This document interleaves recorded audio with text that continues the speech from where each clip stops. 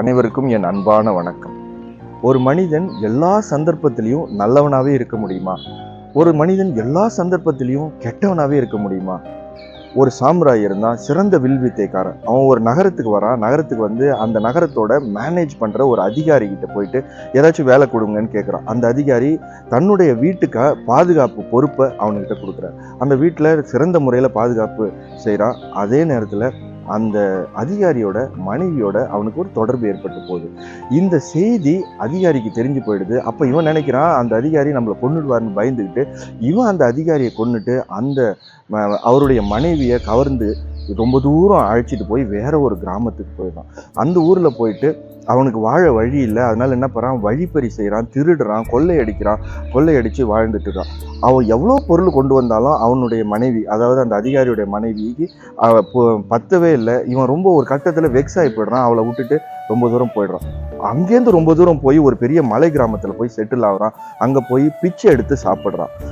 அப்படி சாப்பிட்டுக்கிட்டு இருக்கிறப்ப அங்கே பார்க்குறான், அந்த ஊர் மக்கள்லாம் வந்து அந்த ஊர்லேருந்து இன்னொரு ஊருக்கு போகிறதுக்கு ஒரு பெரிய மலைப்பாதையை அவங்க கடந்து போகிறாங்க.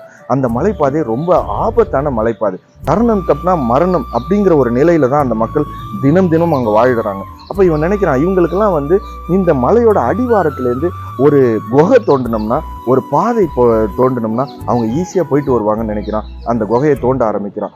ஆரம்பத்தில் பிச்சை எடுத்துட்டு டைம் கிடைக்கிறப்ப அதை தோண்டிக்கிட்டே இருப்பான். இப்படி இவன் பொதுவான ஒரு காரியம் செய்கிறான், நல்ல விஷயம் செய்கிறான் அப்படிங்கிறதுனால அந்த ஊர் மக்கள்லாம் என்ன செய்கிறாங்கன்னா அவனுக்கு சாப்பாடு கொண்டாந்து கொடுக்குறாங்க. அவங்க கொடுக்குற சாப்பாடை சாப்பிடுவான், குகை தோண்டிக்கிட்டே இருப்பான். இப்படியே 20 வருஷ காலம் போயிடுது. அவனுக்கு வயோதிகம் வந்துடுது.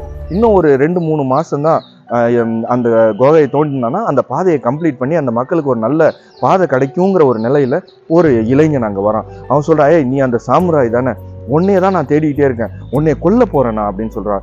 ஏன் நீ என்னை கொல்ல போறேன்னு கேட்குறான். நீ தான் எங்க அப்பாவை கொன்னுட்டு எங்க அம்மாவை நீ வந்து கவர்ந்துட்டு வந்துட்ட. உன்னால எங்க குடும்பம் மானம் இழந்து மதி இழந்து நாங்கள் கஷ்டப்பட்டோம். உன்னை கொல்றது தான் நோக்கமா நான் சுத்திட்டு வரேன்னு சொல்றான். அப்ப இவன் சொல்றான், நீ அதுதான் உண்மைன்னா நான் என்னை தாராளமா கொன்னுக்க, அதுக்கு எனக்கு முழு தகுதி இருக்கு. ஆனா ஒரு நல்ல காரியம் செஞ்சுக்கிட்டு இருக்கேன், இந்த முடிச்ச பிறகு என்னை கொல்லுன்னு சொல்றான். சரின்னு சொல்லி அக்செப்ட் பண்ணிட்டு இந்த பையனும் சேர்ந்து உதவி பண்றான். 1.5 மாசத்துலயே அந்த பாதையை தோண்டி முடிச்சிடுறாங்க. இப்போ அவன் சாம்ராய் சொல்றான், நீ இப்போ என்னை கொன்னுடு அப்படின்னு சொல்றான். அப்போ சொல்றான், நீ இவ்வளோ நல்ல காரியம் செஞ்சிருக்கிறப்போ நான் எப்படி உன்னை கொல்ல முடியும்? இந்த மாரியெல்லாம் நல்ல காரியம் செய்யணும்னு கற்றுக் கொடுத்த ஒரு ஆசான் நீ, குரு நீ, உன்னை எப்படி நான் கொல்ல முடியும்? நான் உன்னை கொல்ல முடியாது அப்படின்னு சொல்றான். எல்லா மனிதனும் எல்லா காலகட்டத்திலையும் தீயவனாவே இருக்கணும்னு அவசியம் இல்லை. ஒரு காலகட்டத்தில் அவங்க மாறக்கூடிய நிலை வரும்.